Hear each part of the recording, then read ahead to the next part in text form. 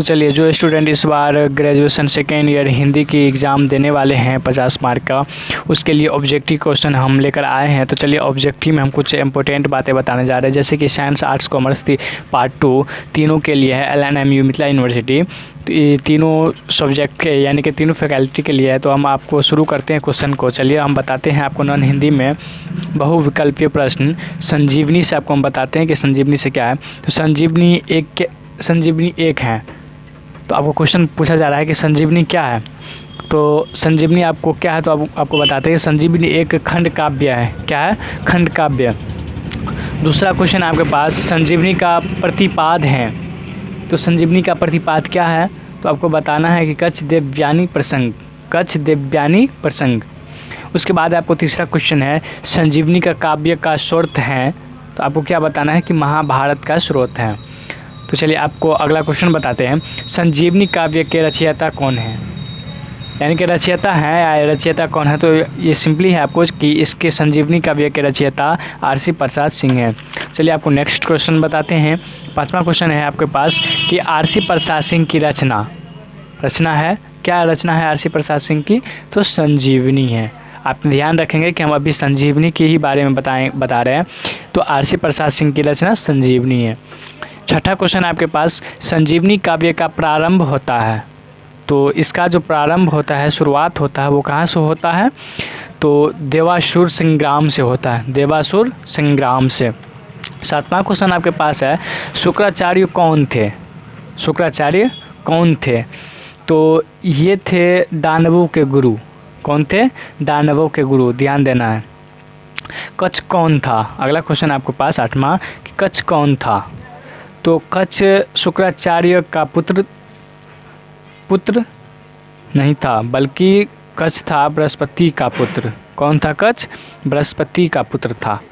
फिर 9वां क्वेश्चन आपके पास है, कच्छ कितने वर्षों तक शुक्राचार्य के आश्रम में रहता है, यानी कि उस जो कच्छ जो है वो शुक्राचार्य के आश्रम में कितने दिनों तक रहता है, कितने सालों तक रहता है। तो आपको सिंपली बताना है कि 10 वर्ष तक शुक्राचार्य के पास कच्छ रहता है। उसके बाद आपके पास 10वां क्वेश्चन है कि कच्छ की हत्या के अंतिम प्रयास में दानव क्या करते हैं। तो दानव क्या करते हैं, तो देखिए इसका आंसर है आपको, कच्छ को मारकर उसके शरीर का भस्म बनाकर पेयजल में मिलाकर शुक्राचार्य को पिला देते हैं। क्या करते हैं? शुक्राचार्य को पिला देते हैं, उसका भस्म बनाकर, मारकर उसका भस्म बनाकर शुक्राचार्य को पिला देते हैं। 11वां क्वेश्चन आपके पास है, देवयानी किसकी पुत्री थी। ध्यान देंगे, देवयानी, हम अभी किसकी बात कर रहे हैं, संजीवनी का। अब ध्यान देंगे, क्वेश्चन बहुत इंपॉर्टेंट है, शायद ये क्वेश्चन पूछे भी जा सकते हैं।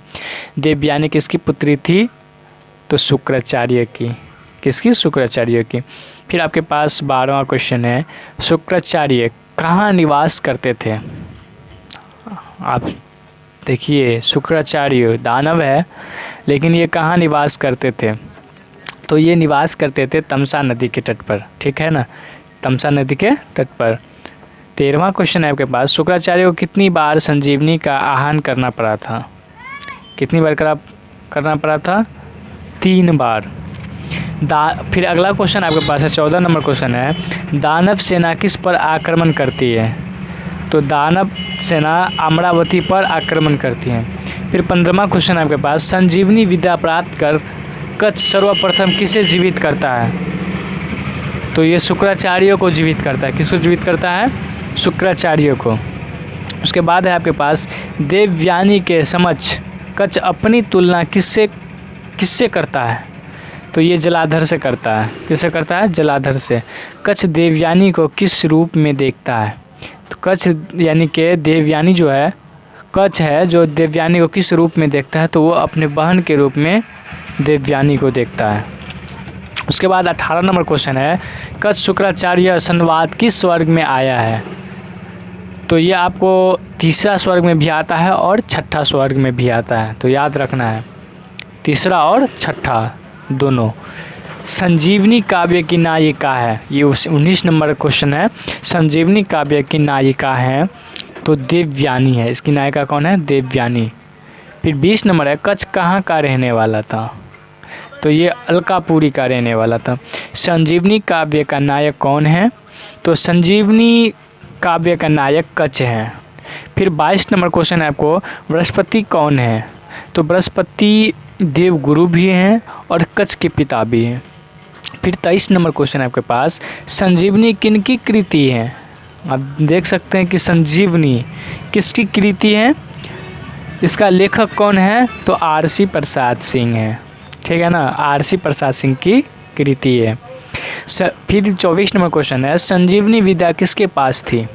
तो ये शुक्राचार्य के पास थे। फिर 25 नंबर क्वेश्चन है, कच्छ किस काव्य का पात्र है? तो ये जो है ना संजीवनी का पात्र है। फिर 26 नंबर है, संजीवनी ऐतिहासिक काव्य है या पौराणिक? तो ये पौराणिक काव्य है, ठीक है ना। फिर 27 नंबर है, शुक्राचार्य की पुत्री का क्या नाम है? तो शुक्राचार्य के पुत्री का नाम देवयानी है। क्या नाम है? देवयानी। फिर 28 नंबर क्वेश्चन है आपके पास, संजीवनी का नायक कौन है? तो आपको हम पहले भी बता चुके हैं कि संजीवनी के नायक कच्छ हैं। फिर 29 नंबर क्वेश्चन है, देवयानी किस काव्य की कृति की नायिका है? अब देखिए, शुरू में हम आपको बताए थे कि हम कहानी किसके बारे में पढ़ रहे हैं, संजीवनी, तो इसका आंसर भी होगा संजीवनी। तो चलिए आगे हम आपको लेकर आएंगे। फिर ये 29 क्वेश्चन आप अगर आप रट लेते हैं तो शायद आप अपना एग्ज़ाम निकाल पाएंगे।